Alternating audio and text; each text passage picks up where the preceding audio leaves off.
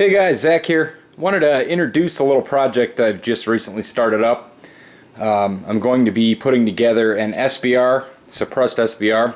I ordered a Silencerco Saker Suppressor maybe about 3 weeks, about a month ago. So I'm waiting on my NFA tax stamp paperwork to come back for that. And more recently I've went ahead and turned in my paperwork for this particular Daniel Defense DDM4V7 you see here. And what I'm going to be doing is converting this guy into an SBR once that paperwork shows up. So I just wanted to give everybody a brief look at what I've got here. Standard Daniel Defense M4V7, which really all the Daniel Defense weapons, as far as I know, they all have the same internals. The real change in the different models, there's I think actually 7 models for mid-length, and maybe I think 6 models for carbine length gas system.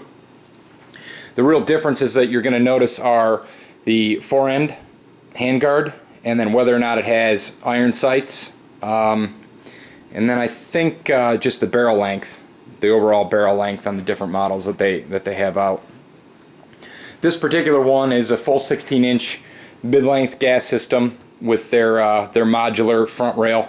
Came with no irons, basically completely stripped out, which is exactly what I wanted because I was going to customize it up. I like these modular type forends. I'm not a big fan of the quad rail because I don't have enough accessories, and I'm not going to run night vision and everything else on there to begin with. So I really don't need the quad rail. And I like the lighter, slim profile of these modular types. And this one, I believe, is new for Daniel for 2013. Also, I picked up for this little baby an Aimpoint H-1. Of course, you guys know that this is one of the Cadillacs of red dot sights. You've got your EOTechs, you've got your Aimpoints, you've got your Trijicon offerings, and these are all pretty pricey.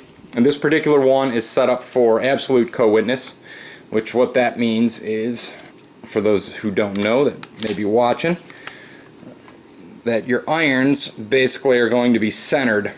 This isn't going to look come very good through the camera here, but your irons are going to be centered right through your optic, and your red dot, if you were looking through the rear iron, the red dot should be essentially in the center there and line up with your front post.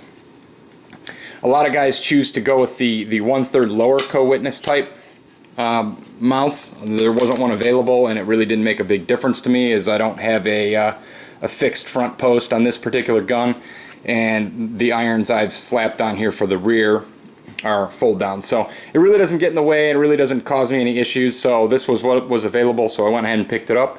Of course, just to touch on the aim points, these micro red dots come in the H-1, both in 2 MOA and 4 MOA. This one is 4 MOA.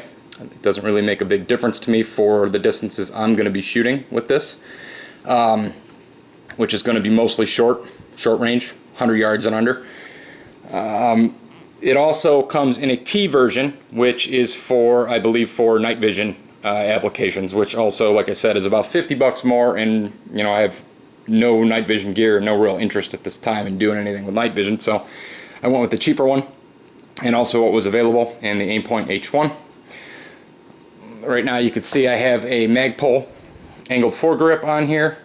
I've put on just a couple pieces of accessory rail that come with the gun, so I can mount that, as well as a piece of accessory rail here towards the rear of the handguard and the fore end, with a quick disconnect for a sling, for a swivel sling. So far this is a brand new project, just started up. As soon as I get the tax stamp back, probably in another 6 months, I'm going to saw this barrel. I'm going to have this barrel sawed off, probably 10.5, maybe 12.5. I'm thinking 12.5 right now, so I don't have to modify this fore end at all, and threaded, and then my suppressor should sync up with this perfectly. I might have to do a little bit of adjustment to the gas port. I'm going to cycle it and see if it cycles all right and everything. But I wanted to go ahead and make a video just to kind of capture this gun and this point in time, how it is. I'm actually going to take it out this weekend, throw maybe 300-400 rounds through it and see how she is full length. One of the benefits to getting a full gun like this and then applying for a tax stamp is that for impatient people like myself, you actually get to take the gun home right away.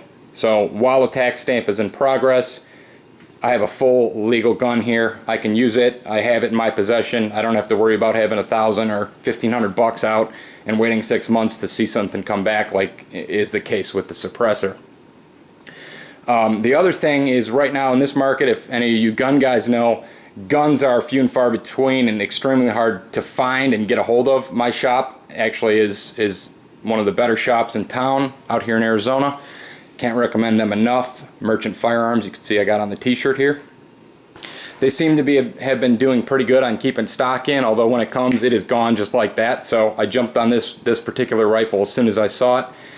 The other thing, with the stock being so short on all these guns, SBRs are even harder to find, seemingly. They're even that much harder to find. So at the end of 6 months, I'll either buy myself a different barrel for this so I can maintain this upper and keep this upper complete, or the other option is I can have the barrel cut down by a gunsmith, crowned and threaded, and then I'll be ready to go as an SBR. So thanks for watching, guys. If you have any questions, and actually just to touch on it, this is my first Daniel Defense rifle.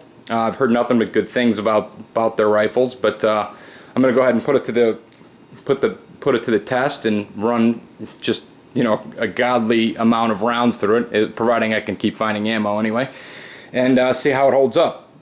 Until then, it's going to be a full-length rifle, and then once we get a completely modified suppressor, short-barreled out, we'll do another vid and do an update for you. Unless I run into some issues with this, or I might do an intermediate video just to show how this particular rifle's running. But excited to get out there this weekend and try it out.